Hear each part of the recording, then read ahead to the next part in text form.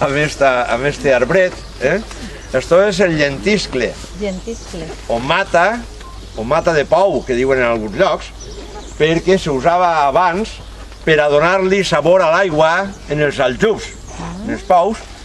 Quan havia plogut, imaginem, teníem un aljub, ha plogut, arriba a setembre, comencen les pluges, deixen que la primera aigua netegi la teulà, després tornen a connectar-ho en l'aljub, tens allí l'aigua, però encara que ha estat bastant neta, sempre tindrà alguna brosseta, es podran criar cuquers, hi ha aquest tipus de problemes. Què es feia? S'agarrava un sarnatxet, una cistelleta d'estes d'espart, tota porosa, se posava calç, se tirava dins i allò, el calç es posava a bullir i naturalment eliminava aquest bullit a molts d'aquests microorganismes. Aportava algo de calç quan l'aigua de pluja és massa dolça. Per tant, també, diguem, enduries un poc l'aigua, que està molt bé. Després el que feies, agafaves, traies ja la calç, posaves un sarnatxet i ara amb llentiscle, amb mata de pou.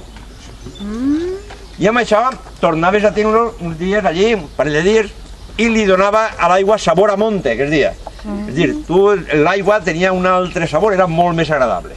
A més, com que això té tanins, i els tanins ajuden a que determinades proteïnes, diguem, se contrauen, la tendència flocular, de tal manera que es fan, el que era potser molt xicotet i estava surant, per dir-ho així, dins l'aigua, acabava agrupant-se, pesava més i anava a fondo. L'aigua quedava, per tant, neta, clara i agradable de menjar, de beure, perdó. També podeu comprovar-ho, aquesta amargor, aquest espror dels tanins, senzillament mastegant les rametes del llentiscle. Notareu que donen una certa espror, però això estimula les glàndules salivals. És el que diu una propietat cialagoga, vol dir, estimula les glàndules salivals de tal manera que produeixes més saliva i te lleva la set.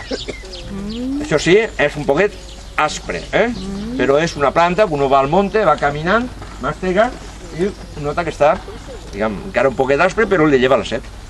Que bé. A més, serveix per a cicatritzar, gràcies a aquesta propietat de quallar les proteïnes, quan se tenen les genives sanguinolentes, que es té alguna mena de infecció, la gingivitis, aquest tipus de coses, això serveix justament per a contraure i tallar la fluència de sang, a més de que dona bon sabor i millora l'alè. Per tant, té una sèrie de propietats magnífiques, fins al punt que amb la resina d'esta planta s'ha fet xicle, un xicle especial que usen sobretot els odontòlegs, els dentistes, sobretot als Estats Units, és una cosa que se recepta molt. Hi ha una illa a Grècia, que es diu la illa de Quios, en la que es cultiva de manera sistemàtica aquesta planta, justament per a extraure aquesta resina, aquestes llàgrimes, se li fan uns foraets, uns claus, i comença a expulsar aquesta mena de resina, unes gotetes translúcides. I això després s'arreplega i s'envasa i s'exporta.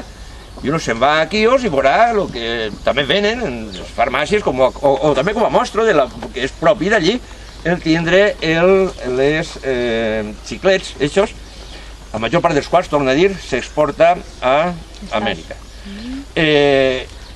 En el passat, eixa resina, eixe màstic de masticatori, mastega, perquè és un xiclet, tenia moltíssima fama. Fins i tot apareix en la crònica de Ramon Muntaner, quan parla i arriba a Quios, i aquesta illa és una illa fantàstica, ja se fa el màstic.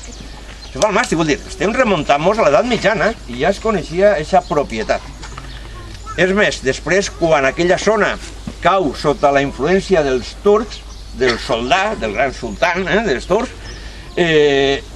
aquella illa té un estatus especial, perquè estan els cultivadors de màstic, i el màstic és el que més utilitzen les urís dels harems.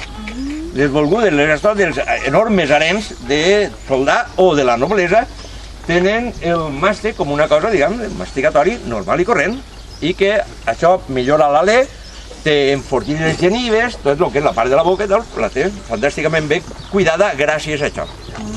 En un moment donat, ja en el segle XIX, Grècia intenta alliberar-se del jou turc, el jou otomà. i intenten comença un procés d'independència. Una de les illes que es revolta contra el gran soldat, és Quios.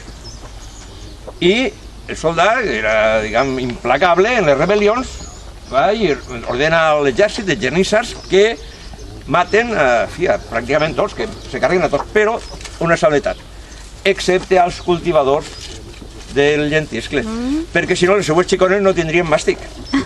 Per tant, alerta, això va ser la salvaguarda per a que Quios no fora totalment arrasat. Si vos agrada la pintura, veureu que hi ha un quadre fantàstic de Delacroix, un dels pintors romàntics, en el que està la matança de l'illa de Quios.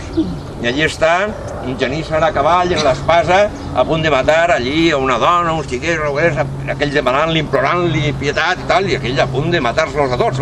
I realment era per a matar-los a tots, excepte els cultivadors d'este arbre. Coses de la història. Que curiós, que interessant. Doncs també ho tenim aquí.